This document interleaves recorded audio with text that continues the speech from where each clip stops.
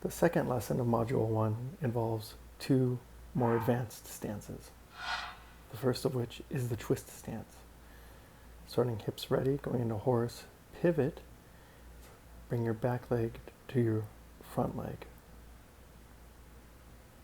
Stepping back into horse, pivot, twist, stepping back, horse, end.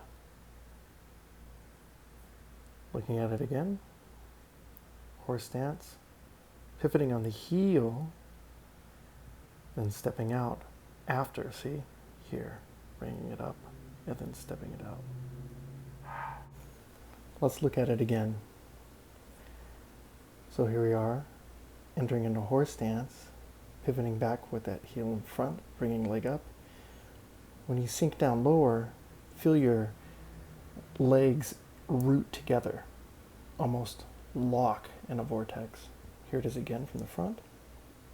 Horse stance, pivoting. There, you can see how the legs are very close together with no space in between the legs, twisting down, rooting down.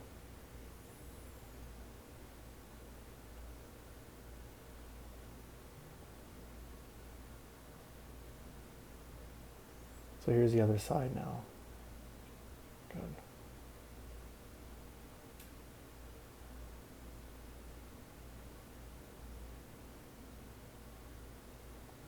Horse stance. Notice that my spine is straight. My posture is in with that. You don't want to slump. You want to feel yourself be pulled into the front leg as you twist down. You'll see why this is important when we add the hands later. Pull. Notice that my gaze is in one direction for the most part. Excellent. Now we're going to add some arm sequence here. So starting with fist ready position in horse, twist, punch, palm. Now the second palm is going to go back, creating a line across the shoulder. Let's look at that again, please. Horse, punch. Line comes right out. Good. Stepping out. When you do the punch as you enter into twist horse here, the punch, feel the punch as if it's being pulled out. And you can notice that the hand to hand makes a nice line through my head on my shoulder girdle. Punch, palm, palm up and back, step out, horse, end. Again. Pivot, boom, solid, palm, palm, step, end. One last time. Again, pivot, punch, palm, check the alignment of your back hand. Make sure your front and back hand are in the same plane. The next stance is the drop stance. Stepping forward in bow, feel yourself pivot down to what would be the forward leg, and then stepping back up into the stump ready position. There, again, into bow, turning that part of the sits bones and aligning it with that heel of the supporting front leg.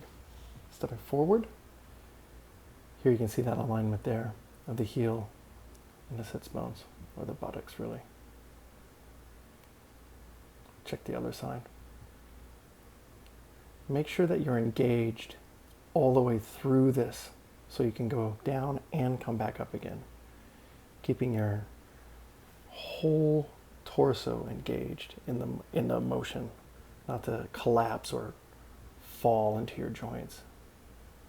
This is a very powerful stance and can train your legs really well. This is a drop stance variation where you don't go all the way down, but you have a 60-40 relationship with the leg that in the bow stance is in the front, but we'll switch to the back. Do you see? There we are, right? It's almost like a turning around. That's how I think about it. I go forward, And then, oh, I have to look the other way. So I shift my weight onto one leg, almost as if I was going to go into kind of a quasi horse stance. But there, 60-40. It's a very open stance. I call this variation and not modification because this stance is equally as viable and important as the drop stance. And sometimes one stance is just better to use in a different situation than the other. And this is a good stance to build up your strength to go into the drop stance. Now let's add some arms. Stepping out, bow stance and then palm. And now check it out. Swing down, making a nice half circle, semicircle with that palm, adding the second palm and then standing up. No fist in this one. Bang. Swing down. Feel yourself drawn upward. Secondary palm. Pull to stop. Again. Ready. Bow, palm, swing it. Feel it lift. Second, up. Watch again, please. Swing it down. Draw it upward. If you notice, it's a nice diagonal plane that the hand cuts across your own torso. Keeping the arm straight, but not so hyperextended or extended or flexed that it feels uncomfortable. You want it to feel powerful, strong, firm, yet at the same time supple. Cool. Again, we're going to have an improvised flow, this time incorporating all the stances and all the arm positions that you've been taught in the entire module. Again, this is unstructured. I'm improvising here. Just one take, went up and did it. Remember, as I said before, these exercises improve your understanding of vocabulary and grammar within any martial art you learn. Again, choreographing with the Kung Fu. Notice that when you incorporate level changes, you'll notice certain stances are easier to get in and out of. Explore all as much as you can.